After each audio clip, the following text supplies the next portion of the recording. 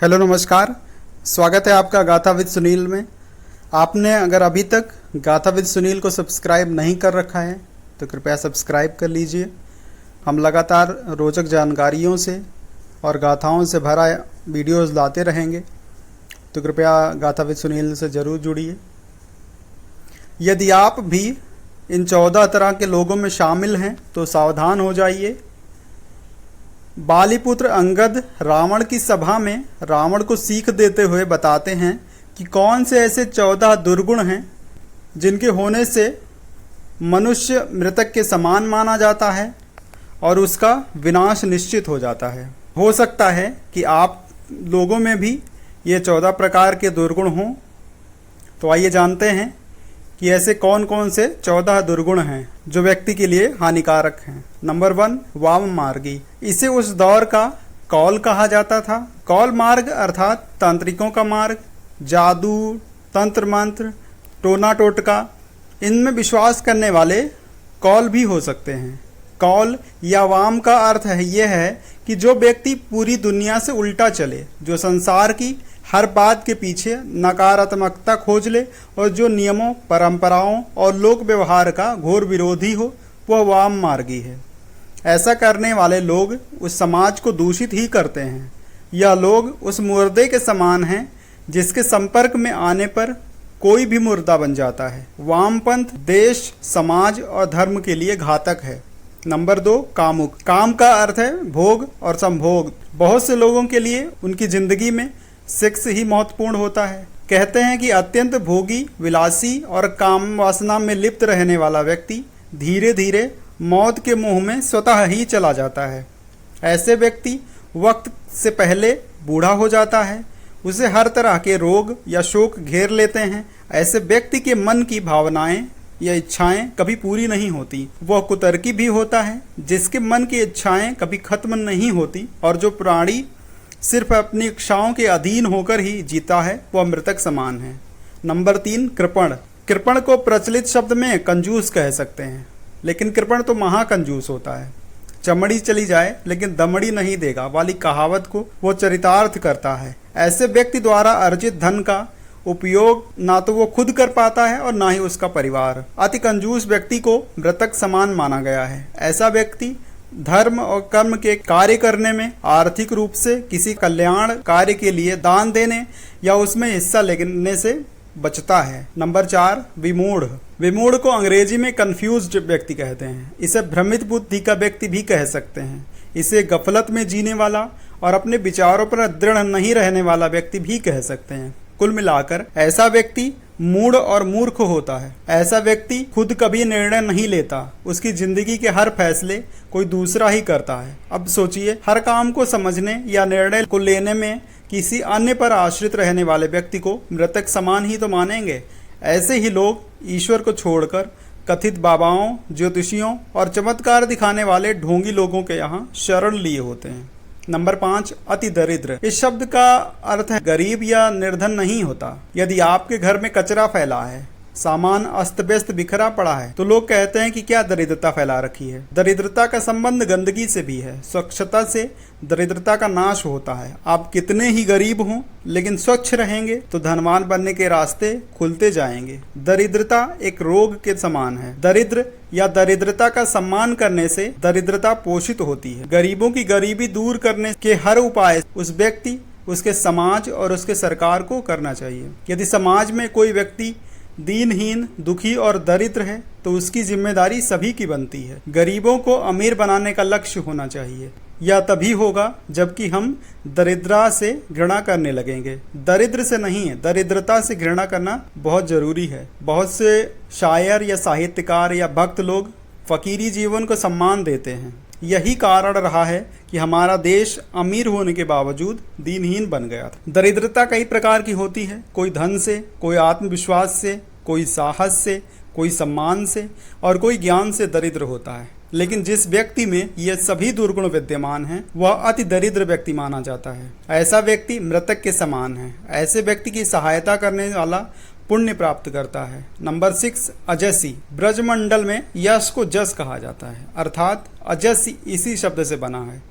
इसको अपयश कहते हैं, अर्थात जिसके पास यश नहीं है, अपयश वही है। समाज में कई ऐसे व्यक्ति हैं जिनका घर परिवार, कुटुंब, समाज, नगर और राष्ट्र आदि किसी भी क्षेत्र में कोई सम्मान नहीं होता है, या जिसने कभी कोई सम्मान अर्जित ही नहीं किया। लेकिन यह बात अधूरी है। दरअसल ऐसे व्यक्ति जो विख्यात तो नहीं हैं लेकिन कुख्यात जरूर हैं। किसी भी कारणवश वो बदनाम हो गए हैं। बुराई से भी बुरी होती है बदनामी।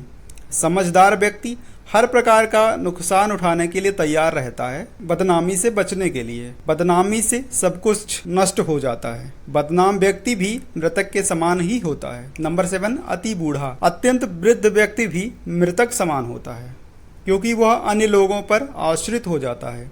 यदि आपका शरीर और बुद्धि दोनों ने ही काम करना बंद कर दिया है और आप फिर भी जिंदा हैं, तो ऐसे जीवन का क्या मतलब। ऐसे अति बूढ़े व्यक्ति के बारे में उसके परिजन ही उसकी मृत्यु की कामना करने लगते हैं। उनमें से कुछ कहते हैं कि हम चाहते हैं कि उनको कष्टों से छुटकारा मिल जाए, इसीलिए हम ऐसी कामना करते हैं। हालांकि कुछ लोगों के अनुसार वह खुद ही इस तरह के बूढ़े व्यक्ति से छुटकारा पाना चाहते हैं जिनकी सेवा में वह दिन रात लगे हुए हैं। हो सकता है कि घर के कुछ सदस्य ऐसा नहीं सोचते हों, लेकिन क्या यह जिंदगी सही है। नंबर 8, सदा रोगवश। घर में कोई ऐसा व्यक्ति हो सकता है जो किसी न किसी रोग से हमेशा ग्रसित ही रहता हो, गोलियों का ही सहारा हो। निरंतर रोगग्रस्त रहने वाला व्यक्ति को भी मृतक के समान ही माना गया है। ऐसे व्यक्ति का मन हमेशा विचलित रहता है, नकारात्मकता उस पर हावी रहती है। हमेशा नकारात्मक सोचने से भी उसके स्वास्थ्य में रुकावट पैदा होने लग जाती है। ऐसा व्यक्ति खुद ही मरने की सोचने लगता है, जो कि गलत है।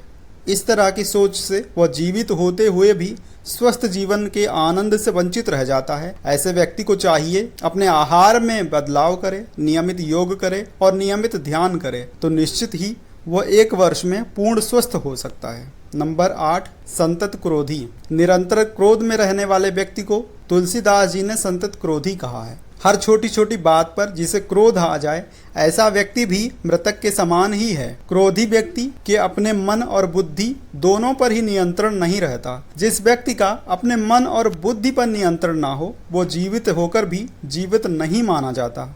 ऐसा व्यक्ति न खुद का भला कर सकता है और ना ही परिवार का। उसका परिवार उससे हमेशा ही त्रस्त रहता है। सभी उससे दूर रहना पसंद करते हैं। नंबर 10, विष्णु व्यक्ति। इसका अर्थ है भगवान विष्णु के प्रति प्रीति नहीं रखने वाला, आस्नेही या विरोधी।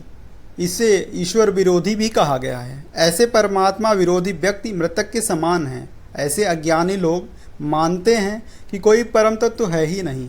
जब परम तत्व है ही नहीं, तो यह संसार स्वयं ही चलायमान है।